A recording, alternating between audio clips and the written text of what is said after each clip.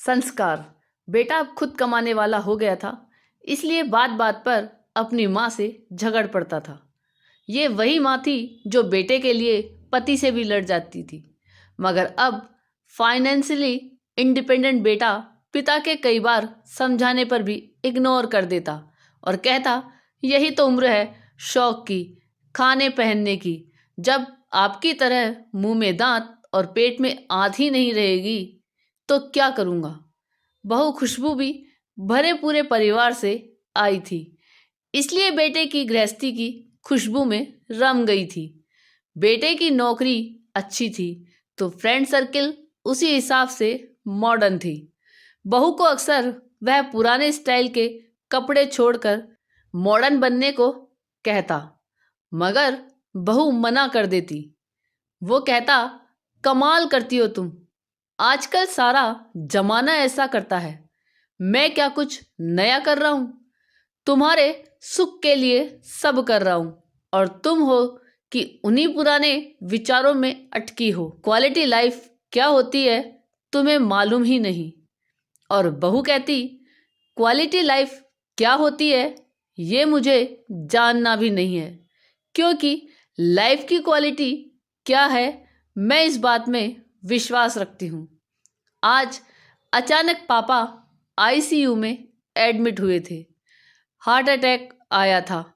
Doctor ने पर्चा पकड़ाया, 3 लाख और जमा कराने थे।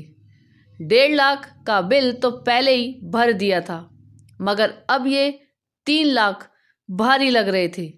वह बाहर बैठा सोच रहा था कि अब क्या करे। उसने कई दोस्तों को फ़ोन लगाया कि उसे मदद की ज़रूरत है, मगर किसी ने कुछ तो किसी ने कुछ बहाना कर दिया। आंखों में आंसू और वह उदास सा। तभी खुशबू खाने का टिफ़िन लेकर आई और बोली, अपना ख्याल रखना भी ज़रूरी है।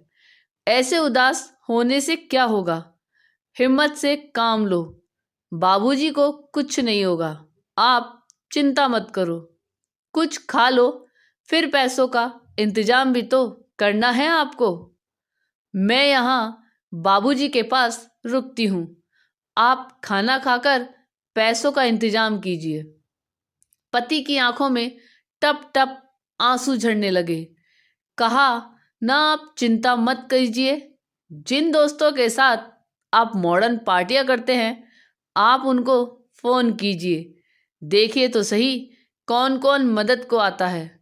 पति खामोश और सूनी निगाहों से जमीन की तरफ देख रहा था कि खुशबू का हाथ उसकी पीठ पर आ गया और वह पीठ को सहलाने लगी।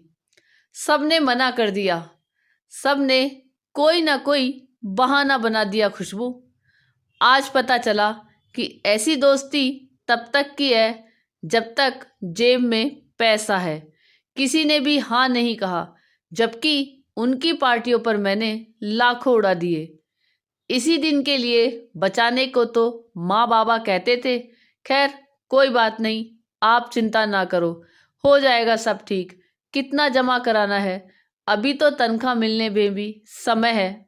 आखिर चिंता कैसे न करूँ खुशबू, तुम्हारी ख्वाहिशों को मैंने संभाल रखा है। क्या क्या मतलब?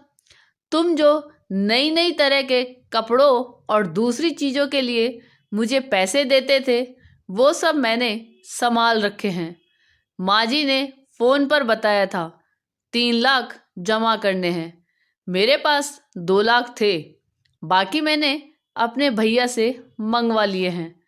टिफ़िन में सिर्फ एक ही डिब्बे में खाना है, बाकी में पैसे हैं। खुशबू ने थैला टिफ़िन सहित उसके हाथों में थमा दिया। खुशबू, तुम सचमुच अर्धांगिनी हो। मैं तुम्हें मॉडर्न बनाना चाहता था, हवा में उड़ रहा था, मगर तुमने अपने संस्कार नहीं छोड़े। आज वही काम आए हैं। सामने बैठी माँ के आंखों में आंसू थे। उसे आज खुद के नहीं बल्कि पराई माँ के संस्कारों पर नाज था और वो बहू के सर पर हाथ फेरती हुई ऊपर वाले का शुक्रिया अदा कर रही थी। आपको ये कहानी कैसी लगी यह कमेंट करके ज़रूर बताइएगा। चैनल पे नए हो तो सब्सक्राइब जरूर कीजिएगा और वीडियो को लाइक और शेयर कीजिएगा। धन्यवाद।